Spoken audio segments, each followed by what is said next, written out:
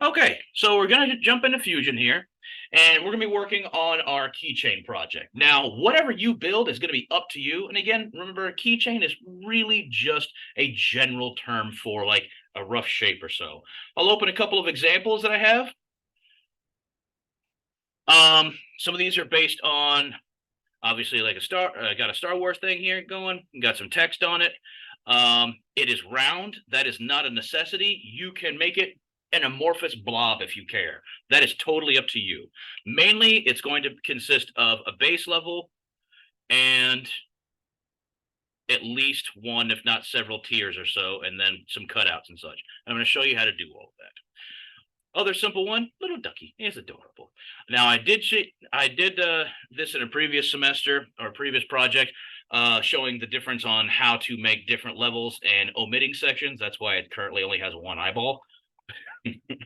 But the main thing with any of this is if you want to start freeform, you absolutely can. But if you want to start with an image, that works too. So let me start a new project. First things first, save. Start your project by saving. Just Command or Control S, or you can go up to the save icon and we'll just say, example 2023, sure, whatever. Okay. So if you are sketching, you are starting from the first tool on the toolbar all the way to the left. It says create sketch. You mouse over it, it gives you a quick rundown where you enter sketch mode, which, like we said before, Fusion tries to minimize the amount of tools open at any time or shown at any time, just to not overwhelm the interface user. That's really all. So really, this is taking sketches from planes and working outward. All right, so I click that. What you have to do is select a plane to work from. Now, this we didn't get to go over last class, but let me switch back over to the full screen so I can show you a little more clearly here. So as I go to the board, you have three major axes: your X, your Y, and your Z. Your X, and as shown in green, is left and right. That's your X axis. Your Y is front and back, front and away. Z, oh, that looks more like an X, doesn't it? Sorry. And your Z axis is up and down.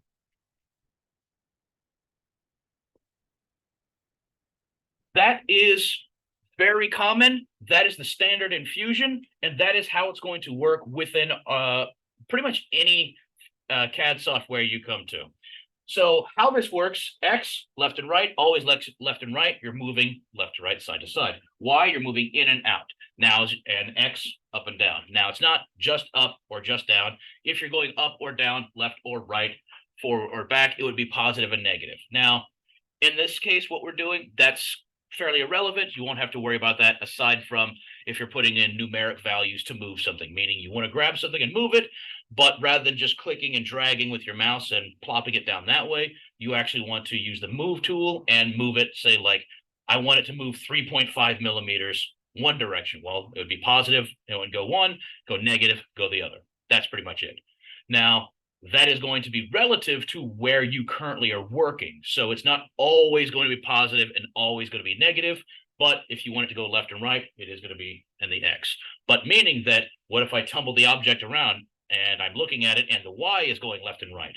Well, if you move it in the X, then it's going to go away from you. Just remember that the X is in the green direction, Y is in the red, Z is in the blue. Because what I'm going to select now is you have to select a plane. And a plane is the virtual space along both of these axes. So if I want to select the XY plane, which would essentially be going out that way, that would be like working on a tabletop in your virtual workspace, like working on a tabletop. If I want to work in the XZ axis, that would be like I'm working directly in front of me. So that would really just show out right there. So if I'm working flat out, XZ. If I want to work side to side, left to right, meaning like if I wanted to draw something in profile versus straight on or looking straight down, it would be in the XY axis, or sorry, XY plane. Those are just there to start you being, or start giving you a better referential idea of where you are in the work environment. So those are your main areas, those are your main axes, those are your main planes. So switch back to Fusion. So when it's asking me what plane do I want to work on, what do I want to start my sketch on, I want to work on the XZ plane. XY plane, red and green. There we go. So I'm looking straight down. It orbits over to the top, and you can see on your view cube, look at the top right-hand corner here, it's showing top. If you want to move around, remember you can grab that view cube, tumble the whole thing around, and then if you need it to go right back to just top, click top. There you go.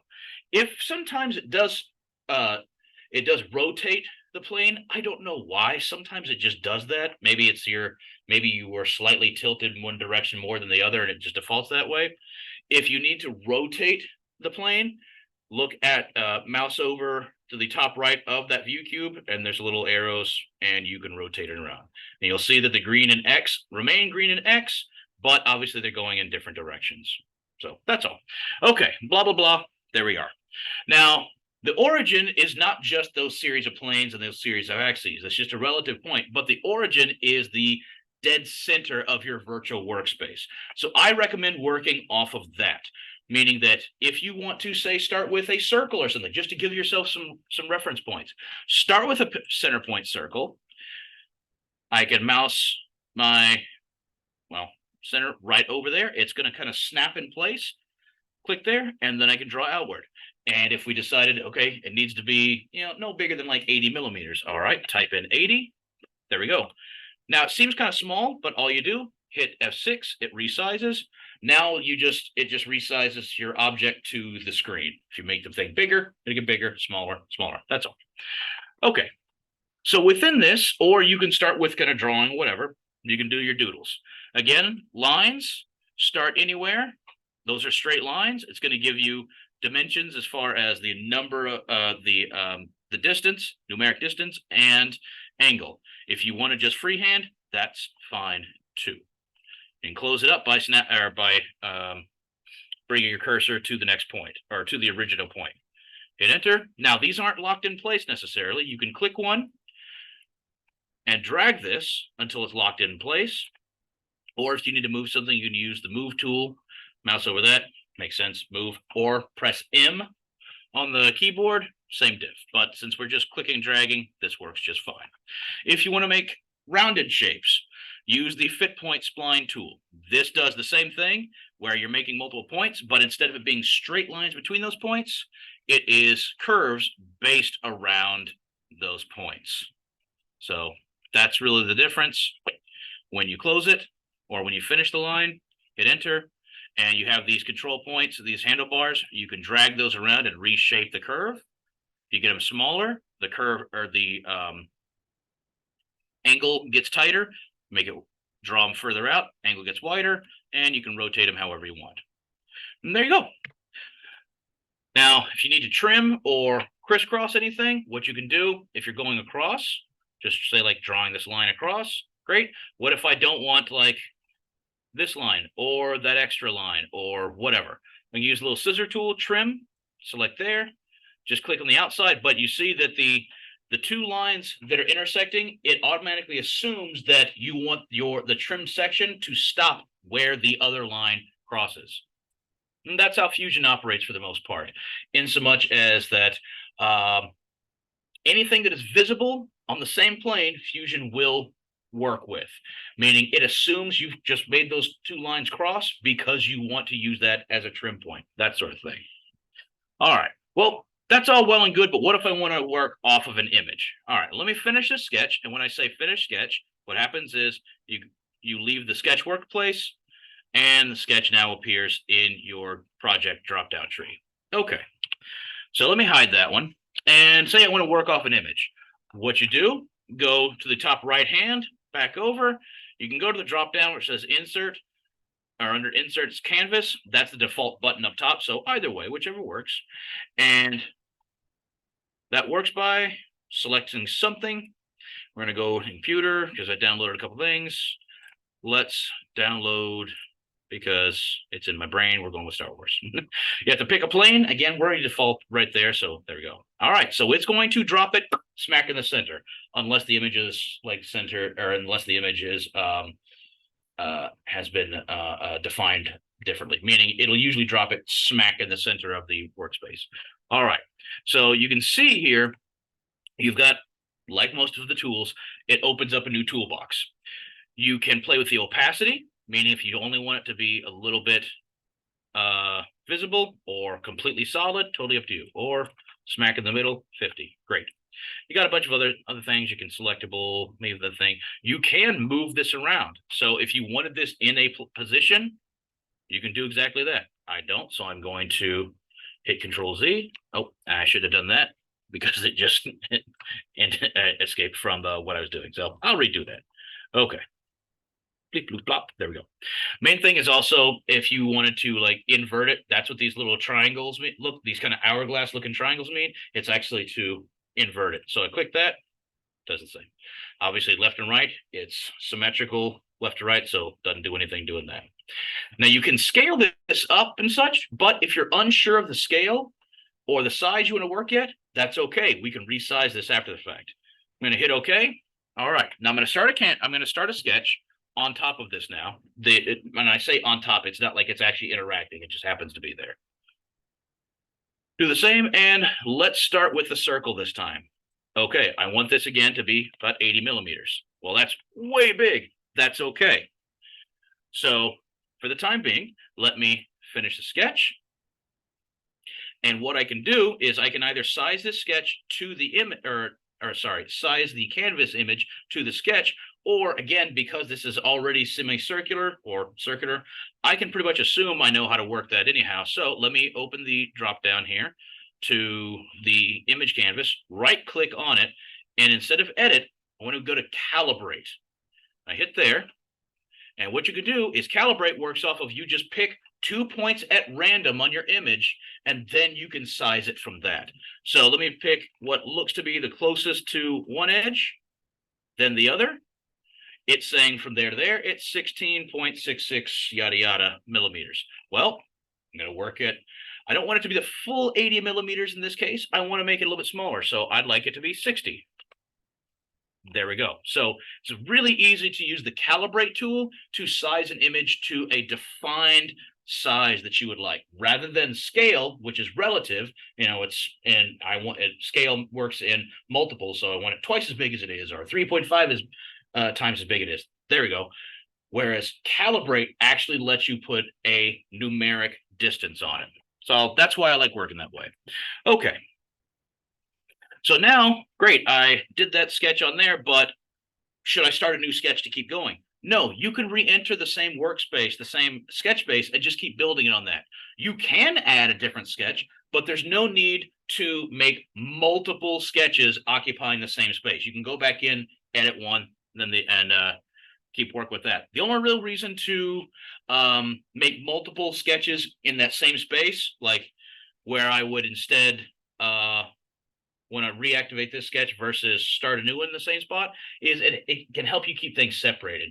So I think I would like to keep this edge circle, because I'm thinking of making this like a medallion, like kind of like this one, where I want the symbol to be within that and kind of give myself this edge and such like that. So great. I'm going to leave that there. I'm going to leave that sketch there. And just for my own sanity, I'm going to label that one. So I just slow clicked the label there. So I'll just say ring, whatever. Okay. So I'm going to start a new sketch, same spot, same plane, yada, yada. Great. This is great because it's a circle. I can work off of that. Okay. Center point right there. Go about to that size. It's not exactly centered, so I'm going to approximate it. Fine. All right. So I made this circle. If it helps me, I can hide that outer ring, just, again, keeping things slightly more simplified. From here, I think it makes sense to do a fit point spline somewhere out here. Now I can start either at the point or in the center here. We'll work there. Yeah, that works. I like that. Let's start about there. And I'm just going to work my way around. You can make these points as close together or far apart as you like. Just remember that the further apart, the longer and smoother the arc, but more shallow. If they're points closer together, then you could make a more detailed arc. That's all. So we keep working around. I can get these close, and remember, I can still alter these with the handlebars as they come up. So I'm gonna just keep working my way around. See, as I go too far out, it kind of goes a little bit further than I'd like. Right about there, and sure. Okay. So I let it intersect with the edge. Problem is looking here, look at how wonky that looks. I don't like that at all. So I'm going to grab one of the handlebars, rotate that down. That looks better. I like that a lot more. Same down here. I'm going to move this point up just a little bit, just clicking and dragging. Some of these, if I want it to be a bit sharper, I can grab the the handlebar, tweak it a little bit. Yeah, that's betterish. Okay, fine. All right, and for up here, I think what I'd like to do makes sense to just draw a straight line and then make a section to delete out. So I'm gonna use a straight line, starting that point a little bit further out than I intended. That's all right. So let me make this point right about there, and I'm just going to go past that original point. There we go. Because again, I can go in here, use trim, chop, chop. That works. Okay. Use another fit point spline to make this section. A little bit of a curve, that works. Same. If I right click, you'll see this little option thing come up. What this is for is you got a few pretty regularly used tools. Whoops. And if you wait too long, it changes, which gets irritating. But up is the last tool you just used. So to help with workflow, if you right click, just move your mouse up. It goes to the same tool. There you go. I can start at the same point. Boop, boop, boop, and let it intersect, and it'll kind of snap and ride along that line. Good. That works well enough for me. Okay. Let me use a trim tool, chop that away. It's going to give you an error because constraints were altered. That's fine.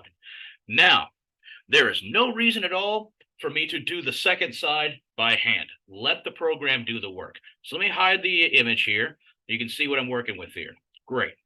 Now, I can use the mirror tool, and I can select some lines. The problem is the mirror tool does require a line or something to mirror across. Often, you can use the origin axes. So in this case, I could say, let me select this, or rather than doing it by hand, I can use a selection box, which if I click and drag from the left, you see it is an orange box surrounded by a blue line.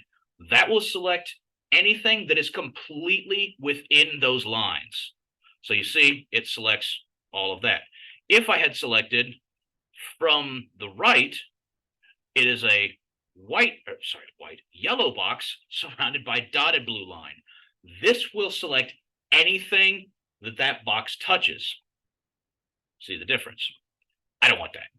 I only want those. And because that original circle pretty much makes up the rest of my image, great. Now in this case, let's see if I can use the origin line, in this case, the y-axis. It will let me select that. There we go. So I can just use that.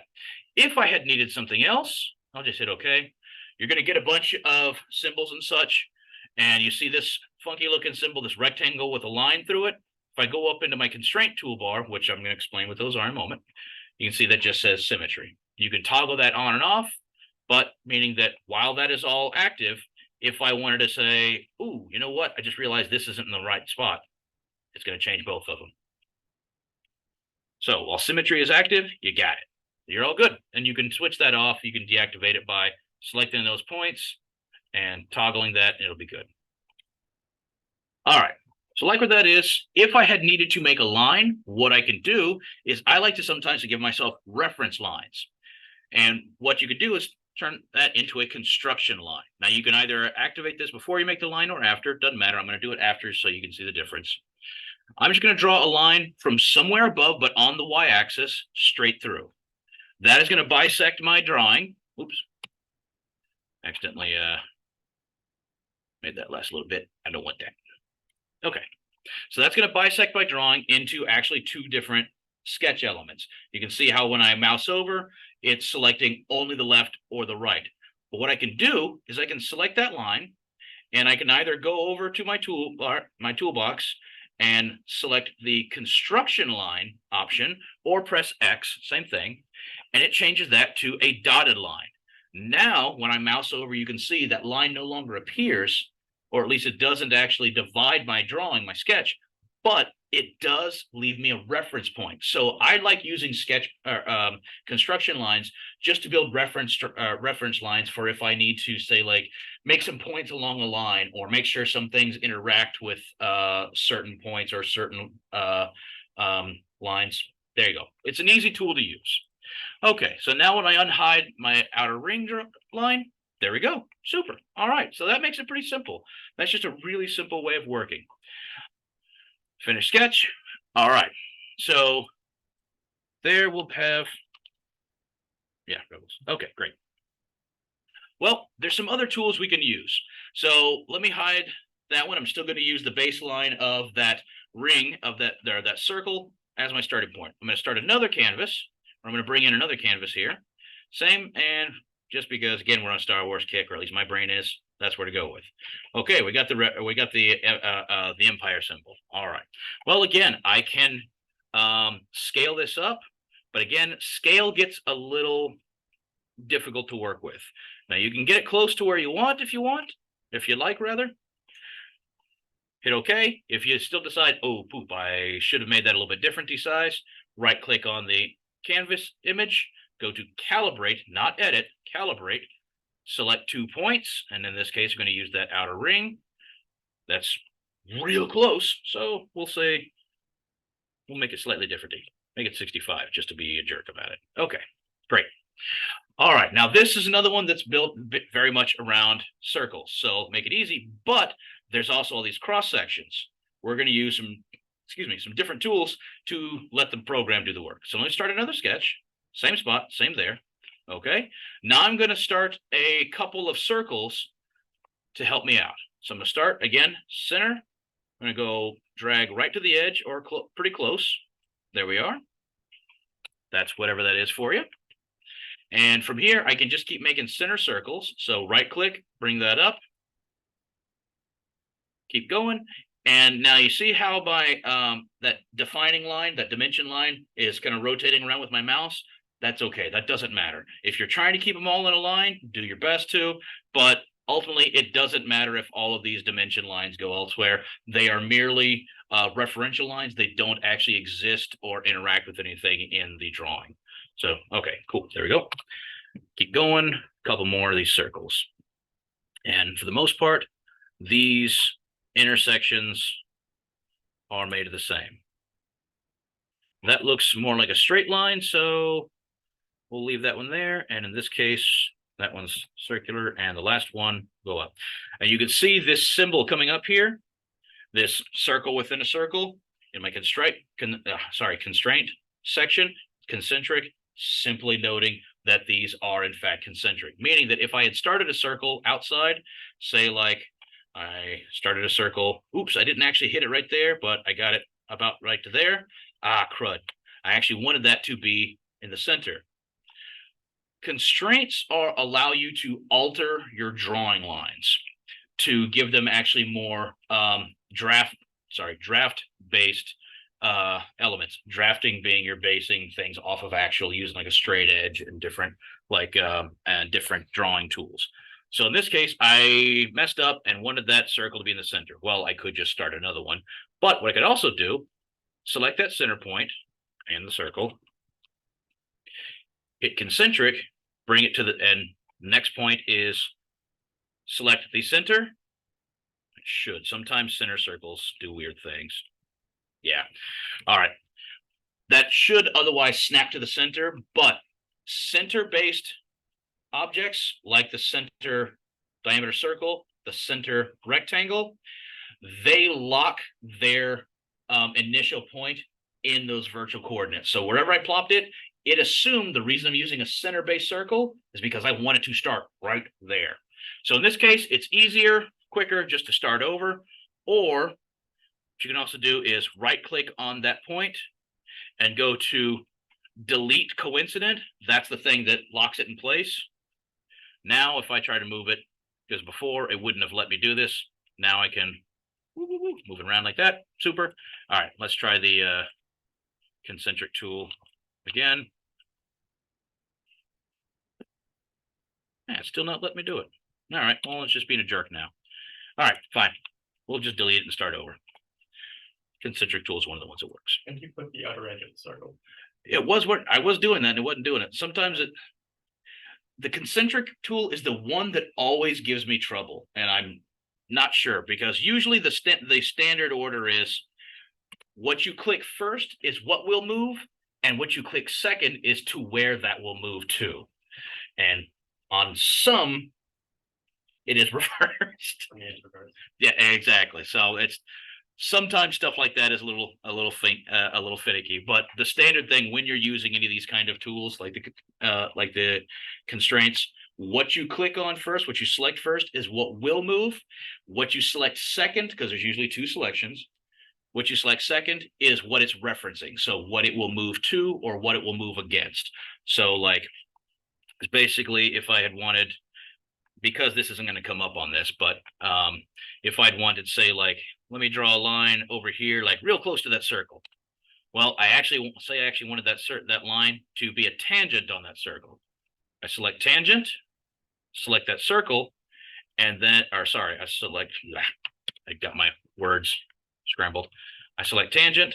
First, I select the line. Second, I select the circle, and it snaps over.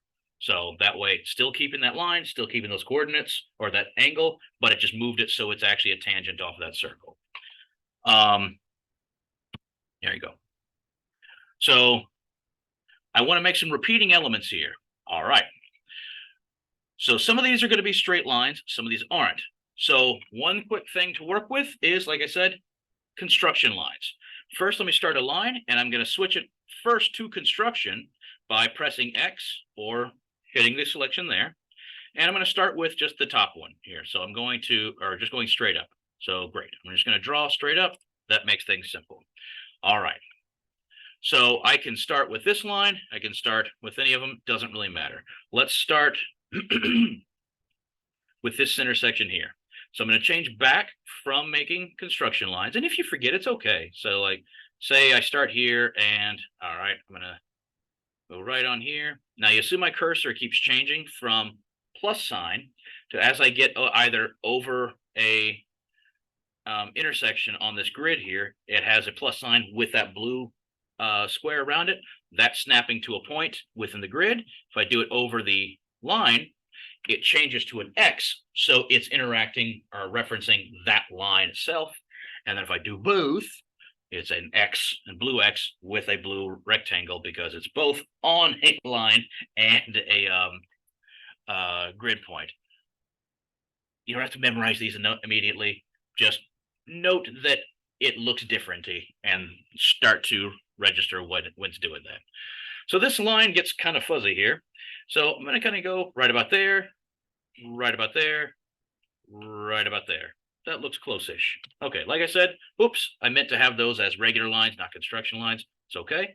Select both. Click the box again, or press X, and it changes it. So it's okay.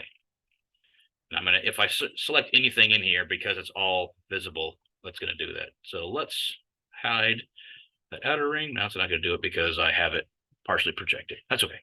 All right. So this section here, I can use my mirror line or my mirror tool to select those lines.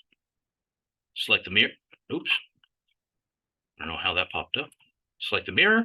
There we go. Now it's going to complete the line there. Great. Now, what about making the rest of these?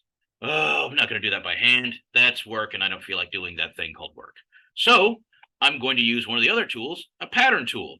Now, if you go to the create, you'll see that there's a couple of options under this little duplicating section. Mirror is a duplicate, you're making a copy. Circle takes an object and makes duplicates in a circle around a center point. Rectangle makes duplicates in a grid. So going in one or two directions does that, not three because we're working on a 2D sketch. If we're making this as a three-dimensional object first, yeah, you could make in multiple directions or in dimensions too. But we're going to use the circle pattern tool. Nifty. Select objects. I want just those. And you see that because my selection box didn't include the entire circle here, it just selected those bits there. Great. Select my center point is the origin. And default starts with 3. Now you can either add in more numerically, either here in the floating input spot or over in the toolbox. I want 6. It's going to make it equidistant from each other. You can make more or less using the slider. See, the negative goes less, positive goes more. If you have a stronger computer, you can use the slider. If you are concerned that your computer is a little underpowered, use the numeric input, because sometimes small movements can accidentally make lots and lots of copies and instantly bog your computer down. And if you haven't recently saved, like I just realized I haven't, which is why I'm bringing it up, it can bog it down and you can lose what you're doing. Basically, it'd be the difference between the same thing as also putting in an input. Oh yeah, I hit 6. What if I slipped? Oh, 66. That's way more. Yeah, that's probably not an accident. I'm 66. Anyway, there you go. So it's going to show those. You can play with different selections here, meaning like you don't have to make it a complete circle. You make it partial circles, things like that. So there we go.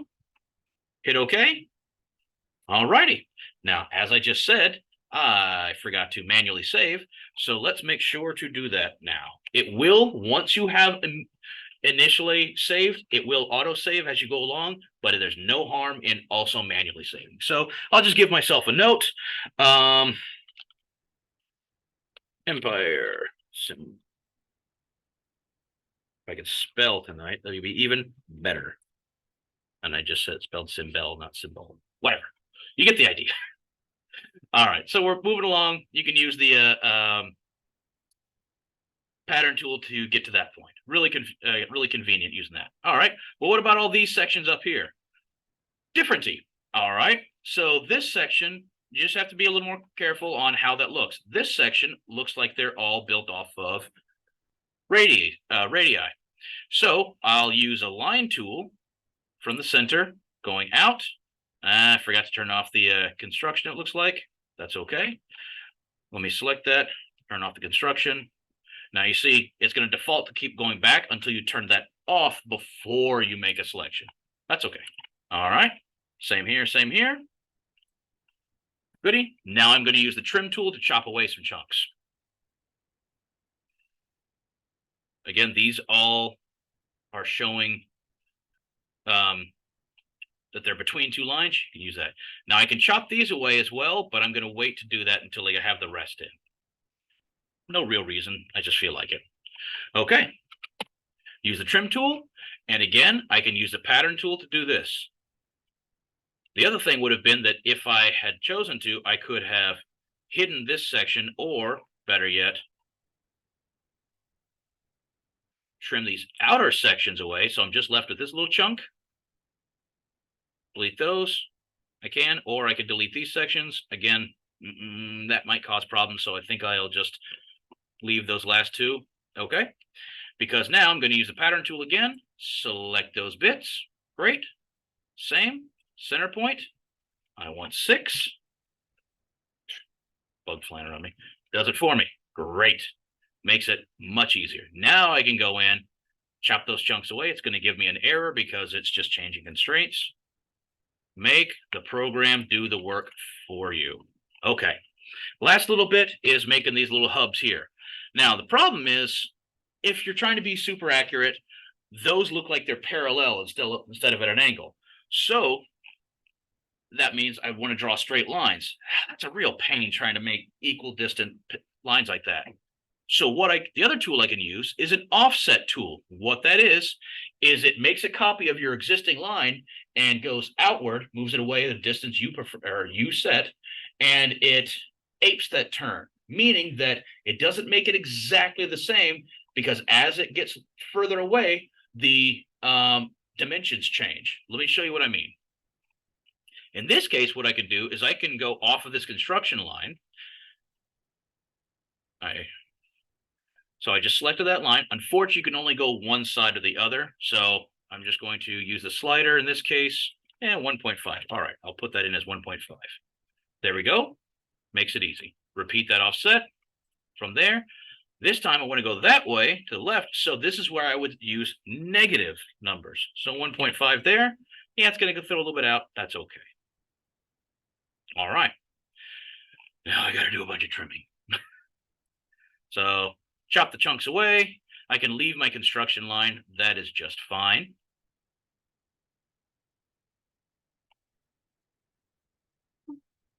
And I'll chop that stuff away later. All right. A lot of steps for really simple things, huh? All right, there we go. Same deal. All I was doing is just trying to create those two lines between that section. But again, using the offset tool makes it a lot easier. Center point around there. Want 6 of them. And now they're not showing up exactly, but like we said, the line or the canvas image isn't exactly centered. It's real close, but it's not exactly centered. So we're obviously going to go off of the dimensional sketch that we just made because I just made it. And there we go. Okay, so now it's really just going through and trimming out those little extra parts. So this part does definitely get a little tedious. But at the same time, if you think you might like to make different chunks of this, meaning like different levels, you don't have to trim those out either. I can always just choose to or not to select those to make extrusions. So, all right. Made a complex enough thing in either the Empire symbol or the Rebel symbol, either or. We used some fun tools to make those, and I messed up a couple things. All right, so let me finish sketch. Real quick, I did just want to show you, since I showed you a bunch of other stuff, I did just want to briefly show you what some of the other constraints were now that we kind of have an idea of what that actually does. So let me go back to my first sketch, and I can either select it on my timeline or up here on the drop-down tree. Right click, go to edit sketch, brings it back up. All right, so I made this amorphous blob. What if I had actually wanted that to actually have some set lines? Something like, all right, what if I'd wanted one of these lines? I was drawing this, but I meant to have it straight up and down. What if it's a lot closer? I select that, use the horizontal tool. Oops, I got that backwards. Select that line. It might not let me because it's a closed sketch. Poop. Or am I working? That's what I'm working on, isn't it? Oh, I selected the wrong one. That would be why. I had them both visible, but it wasn't letting me work with that. There we go. That's the one I wanted. Sorry about that. Right click, edit. All right, that makes more sense. So what I can do, select like the horizontal vertical line. Now this looks like it might be right in the center, so we'll see what happens. There we go. So it made that line vertical. Now, if I wanted this to be horizontal, you see it's not because it's ever so slightly off. Select that. It's going to assume you want it horizontal. It snapped it to actually horizontal.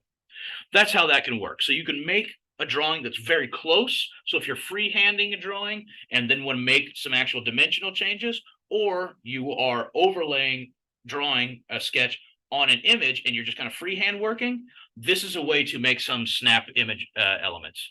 So same thing, like, all right, fine. What if these two were actually supposed to be the same length? I can use the equal tool. Select that. Remember, the first one you select is the set. The second one is what it's going to change to. So select the first one. Second one, hit it backwards again. See, some of them operate the other. What you select first is what will change. Second one is what it'll change to. I had it backwards that time. My mistake. But again, you see the constraint symbols come on. This one, the double lines. The horizontal and vertical are the 2 lines with the hatch marks on it. Okay. So you see where this is going. And after that, it's pretty straightforward. If it's parallel, 2 lines are close, it'll make it actually parallel to one another. If you want it perpendicular, same. Select perpendicular, that line. What do I want it perpendicular to? That line makes it perpendicular. So those are just some really simple ways where you can build stuff just freehand and then actually make some dimensional changes to it. So some fun stuff, sometimes kind of irritating because of just really understanding what you're referencing or what it's referencing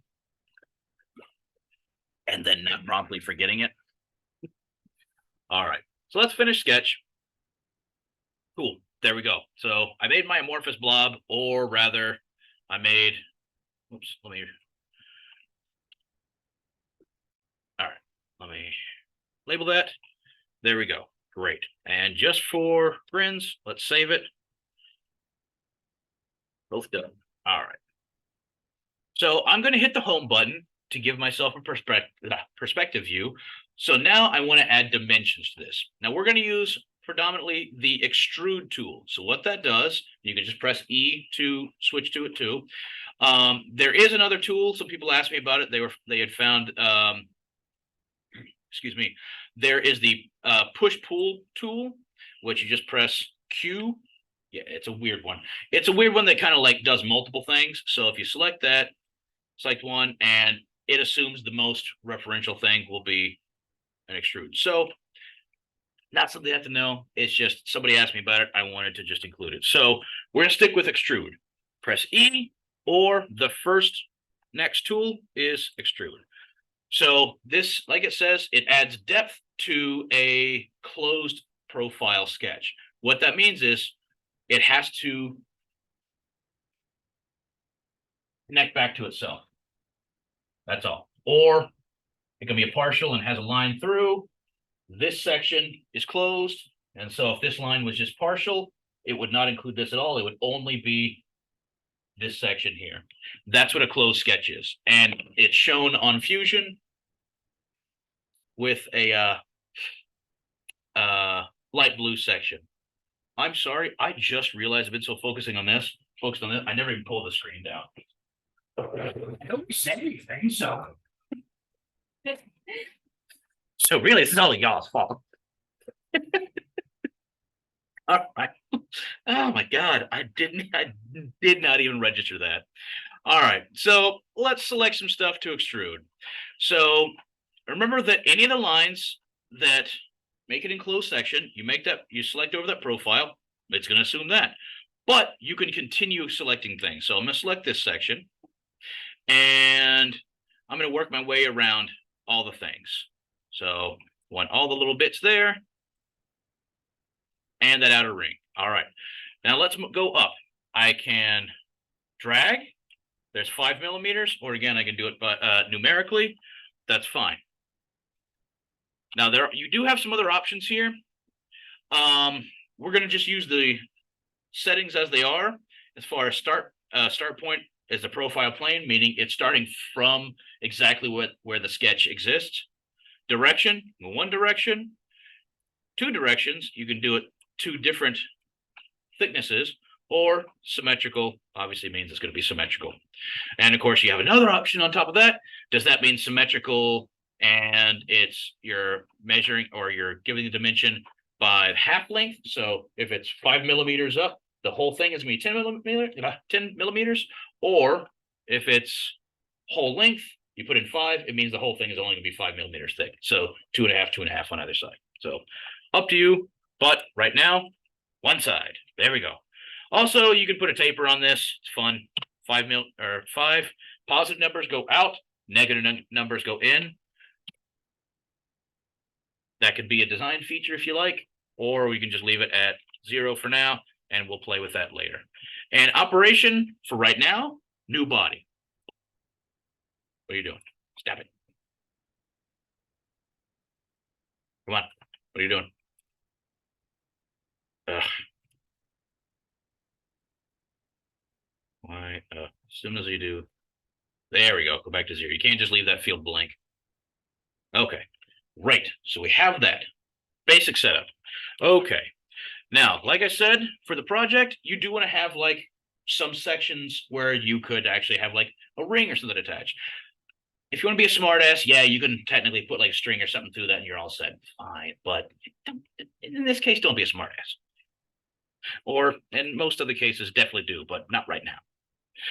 What I want to do is I want to add other things to it. So it's not just this puck. I mean, technically, if you wanted, you could make these into like drink coasters, and that'd kind of be the same thing. Just put a hole in it and pretend and call it a keychain. Whatever, it's up to you. So like I said, one thing is as soon as you start that first movement, in this case, make an extrusion, it hides a sketch. It assumes you're done with it. I'm not done. Okay.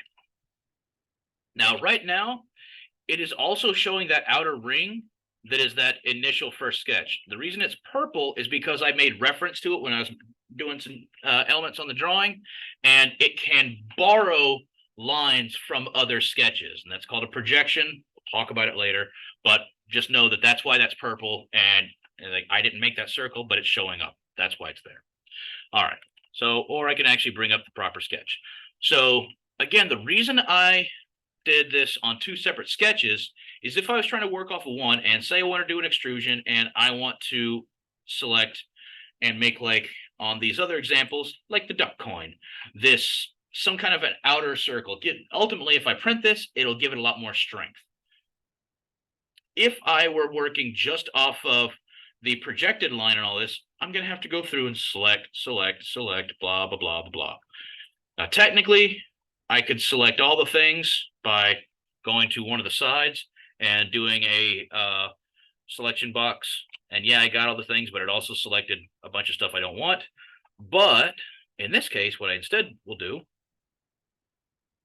hide the sketch there, and just to help myself not lose my mind a little bit, hide all that. Oh, right. That's why it's that's why I was confusing myself. Wrong ring. All right. I can do an extrusion just off of that line, or just off that sketch. It's a circular sketch. To make it easier on myself, I'm going to go down. So negative, I don't know, 2. There we go. Now, in this case, it's going to say operation new body again. So right now, and let me unhide that body. So technically, yes, it's bigger than 5 millimeters, whatever. But technically, right now, this is 2 different bodies. I can join these in a moment. But I want to add some interesting dimensions for this first. Say, like here, it's all the same height. I don't want to do that. So let me go back, edit that first extrusion, and I want to deselect some things. Deselect that outer ring, maybe. Maybe deselect these.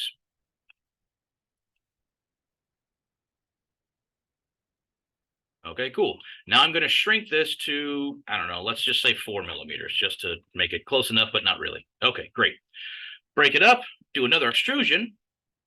I have to unhide that circle or that sketch. Select that one. Let's make that 5. Okay.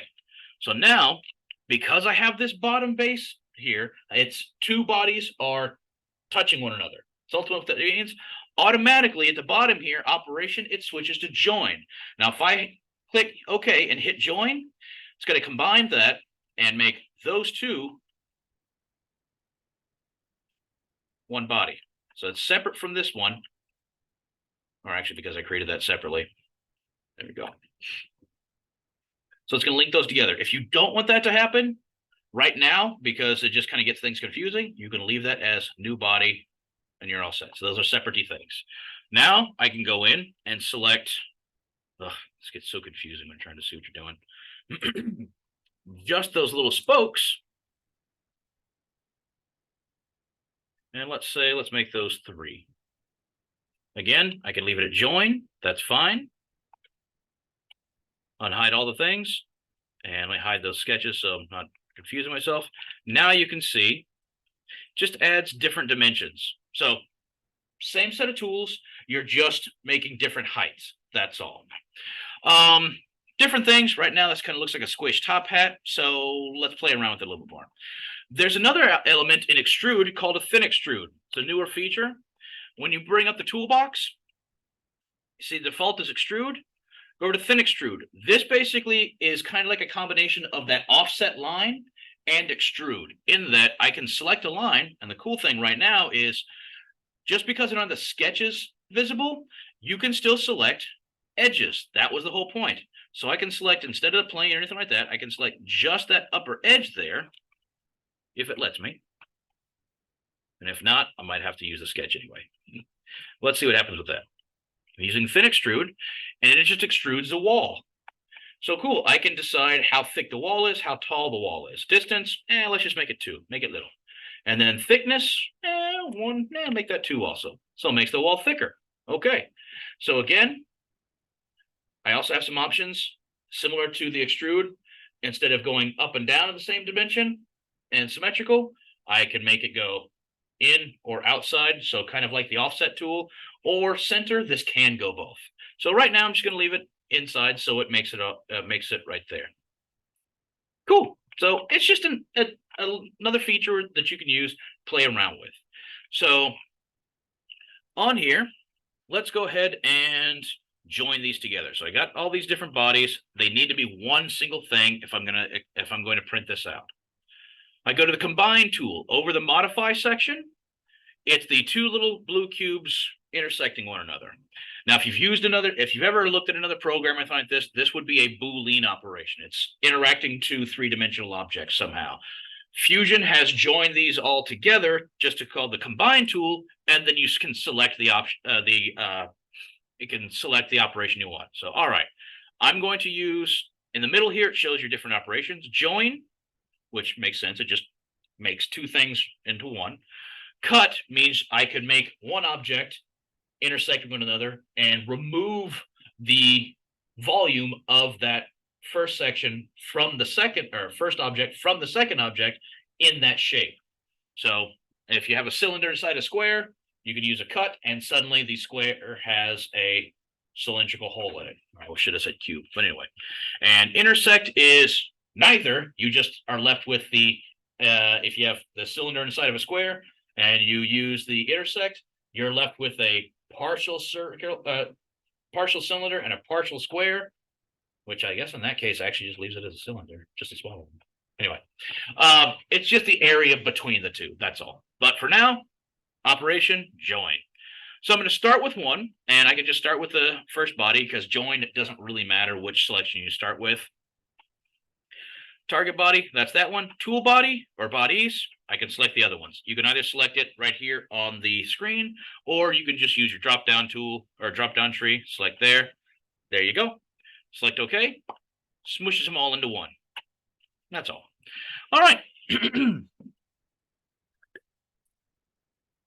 Last couple of things you can play around with here. These are not required, but they are options you can play with. You have the fillet and the chamfer tool.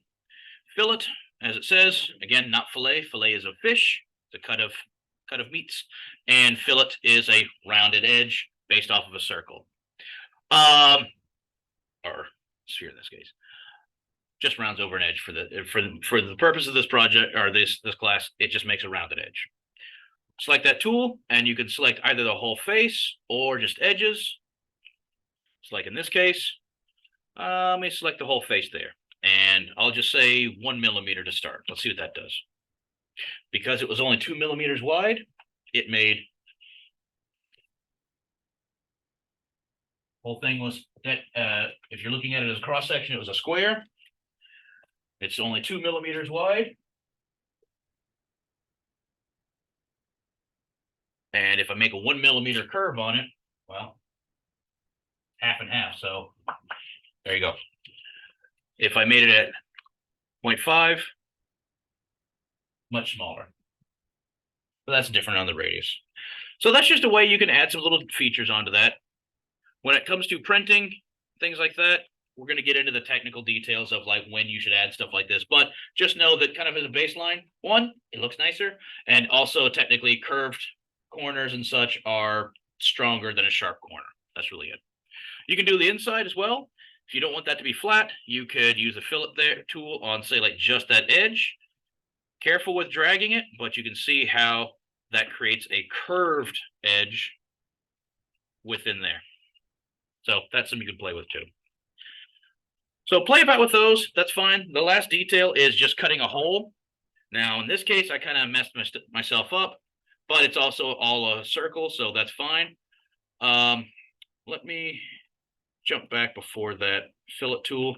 In this case, I'm just going to cut a circle in this. So I'm going to start with a sketch. I'm going to draw on the plane. You can actually select the surface of objects instead of just the plane, but that's kind of one of the same right now.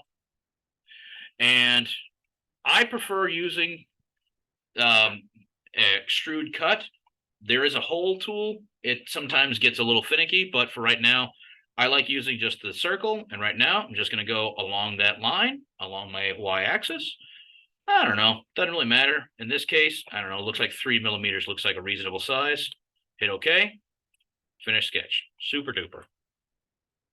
You hit extrude, select just that circle, and I can just drag straight through. You see it goes red. My operation automatically goes to cut. It cut a hole. Hooray. One thing about that feature is you can also use, if I go to edit feature, where it says extent type, distance is what I just did, just drag it to a distance or a numeric input. But if I select to object and I can select just the bottom here, it's going to always make that cut, that extrude cut, to the bottom of that object. And the benefit of that is, what if I say this is something different, more complex project or something, and instead of this would be a more complex hole, whatever, just for whatever reason. If I were to go back and where was that extrude? That one, second one, yeah, okay.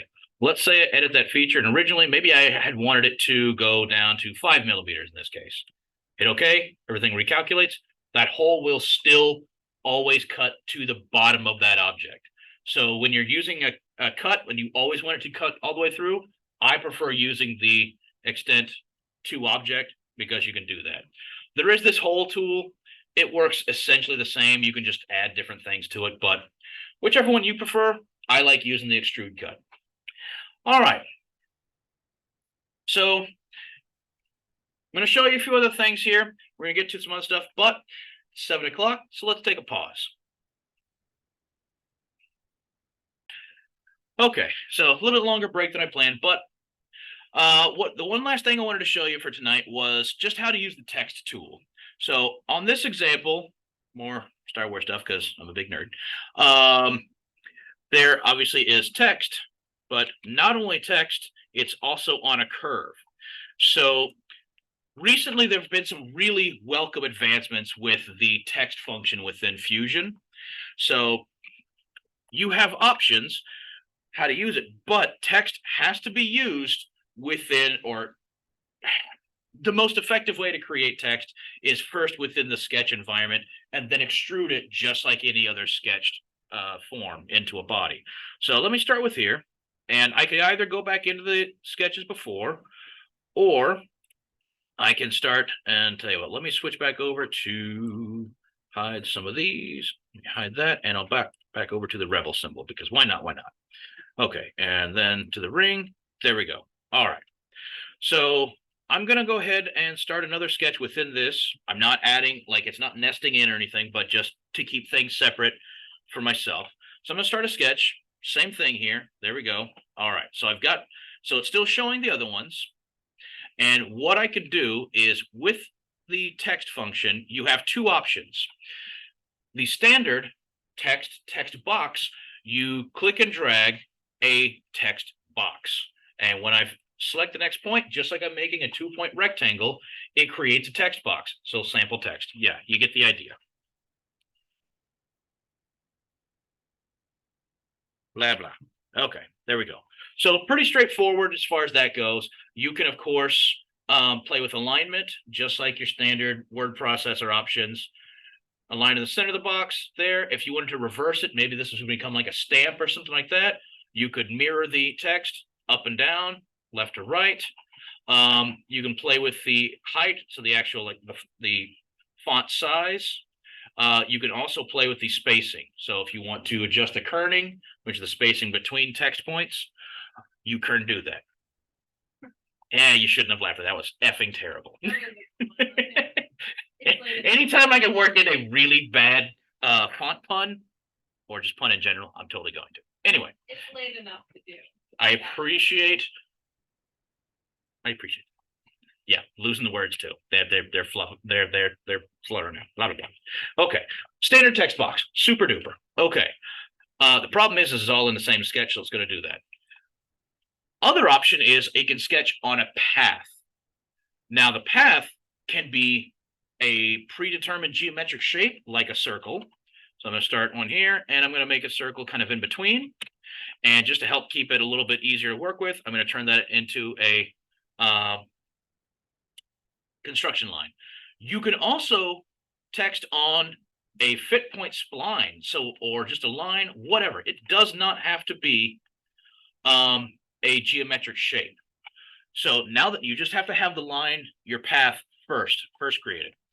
Now I can select text, switch over to text on a path, and here you see the idea. Sample text, there we go. Play around. Obviously, you have all your different things. Just avoid papyrus. Goobery text. Now, I will warn you, some text font will cause issues. Ones that intersect one another, because they're two lines intersecting, they will cause problems. Because when you extrude text bodies, if you're just extruding them as their own entity, they will extrude as individual bodies. Now, if I were to extrude the one that's already on top of something else and use the combine join function, it'll be just fine. But when they're on their own, it can cause issues. The other one ends up being if certain ones that don't translate as well, like the really sweeping, like cursive ones and such. I've run into problems with those where they do just odd things. So just know that some text fonts do react kind of oddly. But you can do the same alignment and such on the here. You can adjust the spacing, all of that. Oh, it's not letting me leave it as simple text or sample text. So I'm gonna make it turn totally gibberish here. Sample. Fine. So that works. There you go. The other function, of course, is on a circle here. We'll select that path. Same deal. Now the problem is along a circle, it starts smack in the middle on the x-axis here. So it doesn't start vertically, it starts here. So you have a couple of options on how to center and play with that. So either what you can do is play in the text box here and just keep hitting the space bar until you get where you want it to. That's really irritating. You can play with the alignment a bit.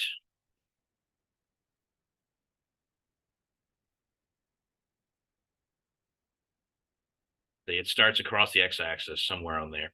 So you can play around with that stuff. You can play with the spacing, the size. Centering does not help. So best thing I found is if you're just trying to align the text itself, do it by adding spaces and such as best you can.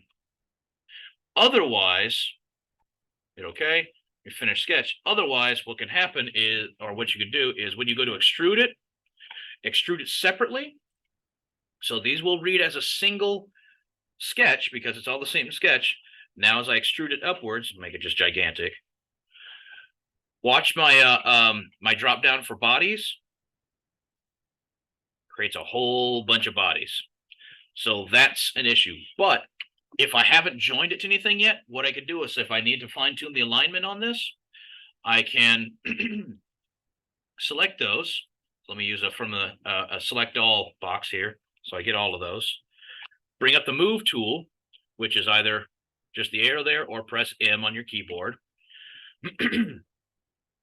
And I can rotate. Now, right now, the center of movement is for some reason smacked in the middle of that point right there. If you need to move an object, you can move the center pivot point. It's an irritating series of steps, but what you do, look down, you got your selection filter options. You know, right now you can do it all directions, but if you want to only translate, which means move just it by directional, rotate, obviously by rotate. Point is selecting a point and another point, and then point to position, similar. If I want to move that point, so I want to move the point here, center rotation to the center of the object or the center of the workspace, select set point or set pivot. Now select the center. See how it's kind of freaking out because I've got like multiple sketches there. But mouse right over the origin point, select there. Now my set point goes check mark, done.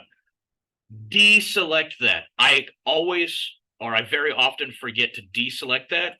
Now I can move it. So now I can use the orbit tool, which is instead of the arrows or the pan tool, just this little half circle. Now I can move those bodies around. Right now you see it's doing it by increments by 5 degrees. If you need less, you can either do that numerically, so like 7 degrees, or if you go to the grid settings, you can deselect incremental move, and then it will take that off. Unfortunately, this program does not have a toggle for that. Other programs, you can press and hold a hotkey and it'll turn off the snap. In this case, it does not. But if I just want to leave it 0, there you go. Let me switch my incremental move back on. Super duper. So I didn't actually move it. So we'll just say I did. All right. Super good. Or I just cancel it and it goes back to point. So there you go.